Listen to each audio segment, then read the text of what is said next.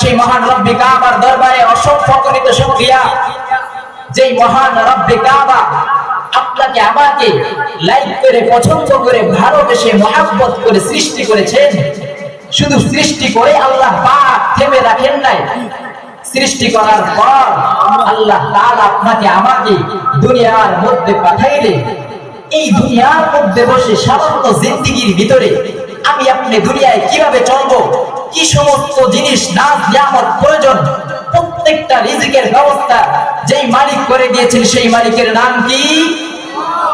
সুতরাং সেই মালিকের দরবারে, আল্লাহ তাআলার দরবারে আর একবার শুকর আদায় করে আলহামদুলিল্লাহ। আল্লাহ তাআলা পবিত্র কোরআনুল হাকীমের মধ্যে বলেন, ওয়া ইন তাউদ্দু নি'মাতাল্লাহি লা তুহসুহা।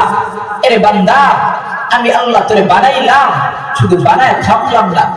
হে বান্দা, গোটা পৃথিবীর মানুষ একটা একটা করে যদি আমি মালিকের নিয়ামত গণনা করো, কোনদিন জন্ম থেকে শুরু করে মৃত্যুর আগ পর্যন্ত আমি মালিকের নিয়ামত গণনা করে শেষ করতে পারবো না। বলেন সুবহানাল্লাহ। আমি আপনার ডানে তাকাবো সেই মালিকের নিয়ামত, আমি আপনি বামে তাকাবো সেই মালিকের নিয়ামত, আমি আপনি সামনে তাকাবো সেই মহান রব্বে কাবার নিয়ামত, আমি আপনি পিছনে তাকাবো সেই মহান রব্বে কাবার নিয়ামত, উপরে নিচে গোটা পৃথিবী সেই মালিকের নিয়ামত। নিয়ামতের গণনা করে কোনদিন মালিকের নিয়ামত গণনা করে শেষ করতে পারবো না। প্রিয় মুহতারাম হাজিরিন, আজকে আপনাদের দেখে আমি অনেক শুকরিয়া যে মহান রব্বে কাবা আপনাদের সামনে বসার তৌফিক দান করেছেন। আমি আপনাদের মাঝে আরো গত বছর এসেছি এবং এর আগের বছর এসেছি। গত বছর মাহফিলে আপনাদের সামনে আমি প্রধান আলোচক হিসাবে ছিলাম। আপনারা আমার জন্য দোয়া করবেন, আজকে যাতে কোরআন হাদিসের আলোকে কিছু কথা আপনাদেরকে শোনাইতে পারি। আল্লাহ তাআলা আমাদেরকে সামান্য এই জিন্দেগিটা পাঠাইছেন শুধু সেই মালিকের গোলামি করার জন্য। আর সেই মালিকের গোলামি করার জন্য যার মাধ্যমে পাঠাইছেন সেই মাধ্যমটা কি? মা বাবা। নিয়ামতের মধ্যে উল্লেখযোগ্য হলো একটি নিয়ামত আমার আপনার পিতা মাতা। যেই পিতা মাতাকে আজকে আমি আপনি অবহেলা করতেছি, সেই পিতা মাতার কোনো কদর করতেছি না। এর যুবক, এই পিতা মাতার মাধ্যমে আজকে আমি আপনি পৃথিবীতে আসলাম। এই পৃথিবীতে আসলেই সেই মালিককে চিনলাম, সেই মালিকের বন্ধু মহান নেতা হযরত মুহাম্মদ সাল্লাল্লাহু আলাইহি ওয়াসাল্লামকে চিনলাম। সেই মা বাবাকে আজকে ভুলে গেলাম। এর যুবক, সেই মা বাবাকে আজকে কেমনে ভুললাম? এই মা বাবা সামান্য বৃদ্ধ হয়ে যায়, সেই মা বাবাকে বিবাহের পর ঘর থেকে বের করে দেয়। এর যুবক, এই কারণেই তো বলি, নেককার স্ত্রী বিবাহ করো। নেককার স্ত্রী বিবাহ করলে তোমার আমার মা বাবা ধন্য, তুমিও ধন্য, তোমার গোটা পৃথিবী ধন্য, আখিরাতের জীবন ধন্য।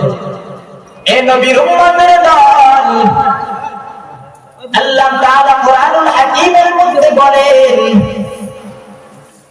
ইয়াহাবু লিমান ইয়াশাউ ইনাতান ওয়া ইয়াহাবু লিমান ইয়াশাউ যুকুর। ছেলে দেওয়ার মালিক কে? আর জোরে বলেন, ছেলে দেওয়ার মালিক কে? কন্যা সন্তান দেওয়ার মালিক কে?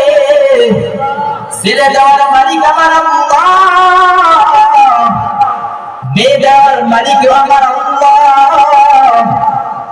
আল্লাহ তাআলা বলে, রে গোলাম, ইয়াহাবু লিমান ইয়াশাউ ইনাতান ওয়া ইয়াহাবু লিমান ইয়াশাউ যুকুর। আমি আল্লাহ যাকে ভালোবাসি তাকে সন্তান দান করি। আমি আল্লাহ যাকে ভালোবাসি, লাইক করে পছন্দ করি, তাকে কন্যা সন্তান দেই। আবার যাকে মন চাই তাকে ছেলে সন্তান দান করি। এ মায়ের নবীর উম্মতের দল, আজকে কন্যা সন্তান হইলে সেই মালিককে একটা গালি দেই। আজকে সন্তান চাই, ছেলে সন্তান চাই। যদি দেখা যায় ছেলে সন্তান না হয়ে মেয়ে সন্তান হয়, তাহলে দেখা যায় আমাদের মধ্যে কিছু মাথা মোটা বুদ্ধিজীবী রয়েছে যে আল্লাহ তাআলা এত খারাপ কেন, এই কথা বলে কি বলে না? এ নবীর উম্মতের দল, ছেলে দিলেও খুশি হতে হবে, মেয়ে দিলেও খুশি হতে হবে, কারণ ছেলে দেওয়ার মালিক আমার আল্লাহ, মেয়ে দেওয়ার মালিক আমার আল্লাহ। এ যুবক, একটা ঘটনার মাধ্যমে বুঝাইতে চাই।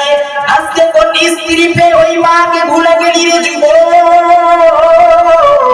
আজকে কোন স্ত্রী পেয়ে ওই বাবাকে ভুলে গেলি, যেই মা তোকে 10 মাস 10 দিন গর্ভে ধারণ করলো, ওই মাকে কিভাবে ভুলে গেলি?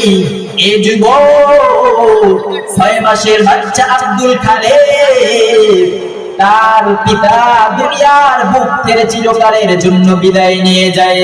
ও নবীর উম্মতের দল, একটা কথা আমরা সকলেই ভালো জানি, কারো যদি কোনো স্ত্রী মারা যায়, তখন আমরা স্ত্রী মারা গেলে স্বামী কিন্তু আরেকটা বিবাহের জন্য পাগল হয়ে যায়। কথা বলেন ঠিক কিনা?